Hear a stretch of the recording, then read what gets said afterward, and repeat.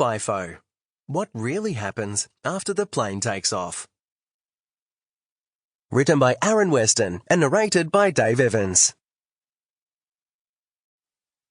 Fifo. What really happens after the plane takes off? By Weston. Hi, I'm Mick, and I work as a dump truck operator on a mine in Western Australia.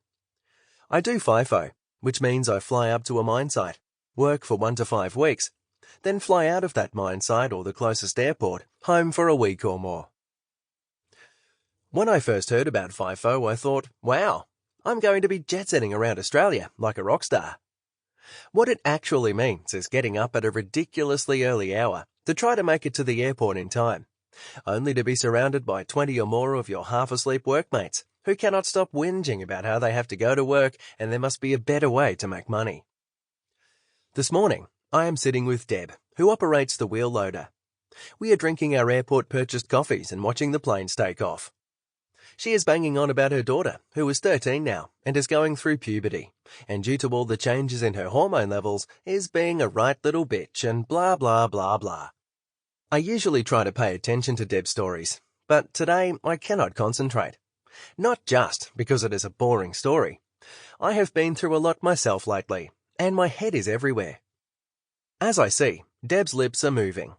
I do the polite thing and chuck in the odd, "Oh really?" and "Oh yeah, that sucks." With Deb now sorted, I start to think back to when all this shit started.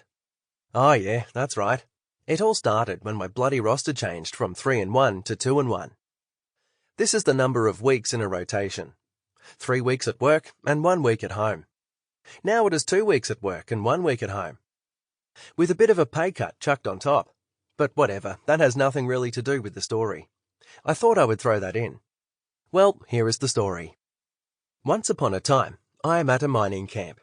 The day starts just like any other at a mining camp, with the alarm going off at 4 a.m. Beep, beep, beep.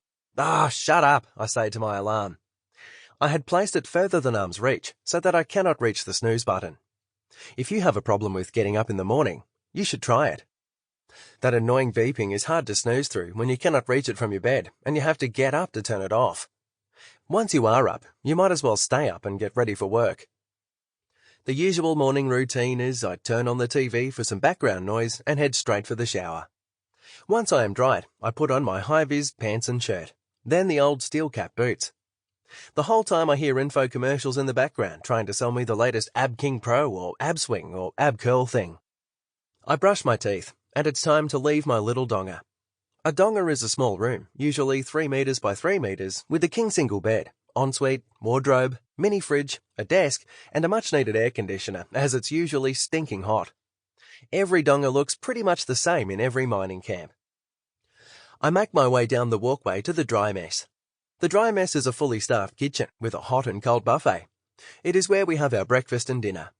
It is also where we make our lunch and grab our snacks for the day. God, I did not realize how many notes I would have to make for the non-miner people who may be listening to this book right now. Hello, by the way, thanks for buying the book. If I sell enough copies, I might be able to stop doing Fifo and start having lots of sleep-ins. Ah, sleep. Anyway, back to the story. I am walking down the walkway to the dry mess, and I spot my mate Dazza and say a cheery, "Morning." "Morning," he replies. From the tone in his voice, I can hear something is wrong with Dazza. I ask, "What's wrong with you?" "Bloody Christina," he groans. Since her dad died, she reckons her mum is lonely, and now she wants her to move into our place, with us. "Oh yeah, that would suck," I reply. "Too right it does," he starts up. "I only just got the last of the kids out the door, and I have become quite accustomed to walking around the house naked. If she moves in, I will have to keep my bloody clothes on, and the room I was going to turn into my Peter Brock memorabilia room will instead become that old hairy-legged dragon's bedroom.